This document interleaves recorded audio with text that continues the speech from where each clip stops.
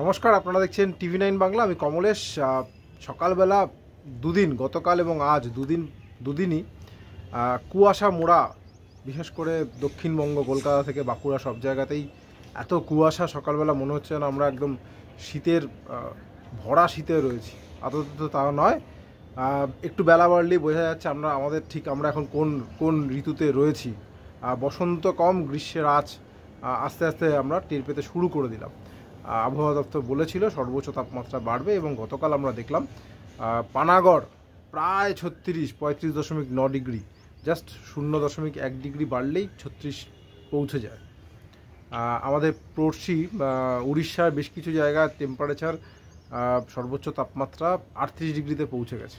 অতটা না হলেও আমাদের এখানে বেশ কিছু জায়গায় 35 ডিগ্রিতে তাপমাত্রা পৌঁছেছে। পানাগড় তো বললামই, বাঁকুড়া, বর্ধমান 35 ডিগ্রিতে রয়েছে, 34 ডিগ্রিতেও বেশ কিছু জায়গায় তাপমাত্রা রয়েছে। দমদম, সল্টলেক 33 ডিগ্রির ঘরে পৌঁছে গেছে। আলিপুর এখনও 32 ডিগ্রির ঘরে রয়েছে। এই তাপমাত্রা আরও খানিকটা বাড়ার সম্ভাবনা রয়েছে আগামী কয়েক দিনে, যেহেতু উত্তর পশ্চিম দিক থেকে ঠান্ডা বাতাস আসা আপাতত বন্ধ হয়ে গেছে।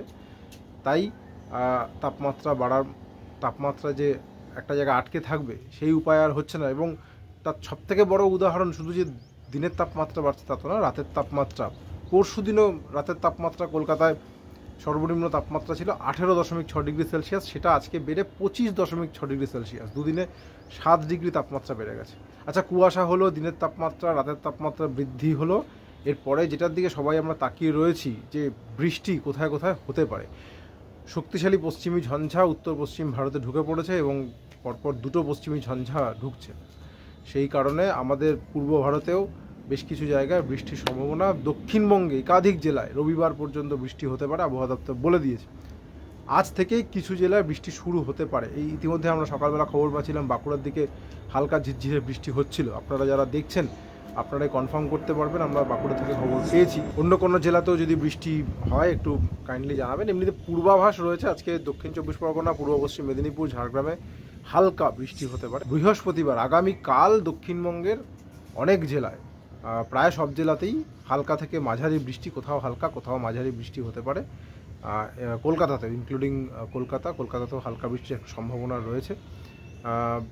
এক্ষেত্রে আশঙ্কার জায়গা দুটো। এক, বৃষ্টির সঙ্গে দমকা বাতাস বইতে পারে, অর্থাৎ ঘন্টায় 30 থেকে 40 কিলোমিটার বেগে ঝোড়ো হাওয়া বইতে পারে।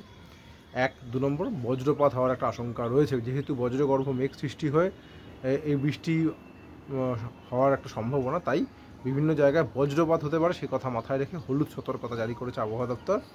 শুক্রবারও কিছু জায়গায় বৃষ্টির সম্ভাবনা, তবে শুক্রবার তুলনায় কম জেলায়। শনিবার দিন আরও একটা ফেজে দক্ষিণবঙ্গের সব জেলাতেই হালকা থেকে মাঝারি বৃষ্টি, অর্থাৎ বৃহস্পতিবার এবং শনিবার এই দুটো দিন তুলনায় একটু বেশি বৃষ্টি হওয়ার সম্ভাবনা থাকছে এবং দুদিনই বজ্রপাত হওয়ার আশঙ্কা রয়েছে। দেখুন, এই বজ্রপাতের আশঙ্কার খবর আবহাওয়া দপ্তর দিয়ে দিয়েছে। সুতরাং যখনই ওয়েদার খারাপ হবে, আকাশ কালো করে আসবে, এটা তো নিজস্ব একটা ডিসিশনেরও ব্যাপার।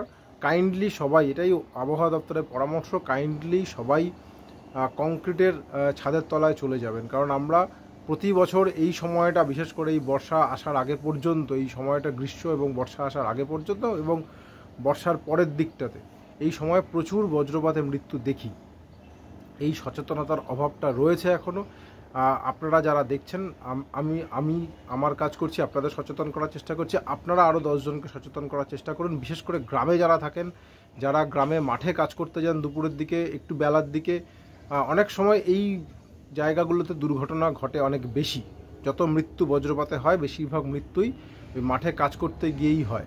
সুতরাং যারা গ্রামে থাকেন তারা কাইন্ডলি একটু সচেতন করুন মানুষকে। আগামী কয়েকদিনে বজ্রপাত হওয়ার একটা সম্ভাবনা, আশঙ্কা থাকছে। আপাতত এটুকুই। সঙ্গে থাকার জন্য অনেক ধন্যবাদ। আগামীকাল সকালে নতুন আপডেট নিয়ে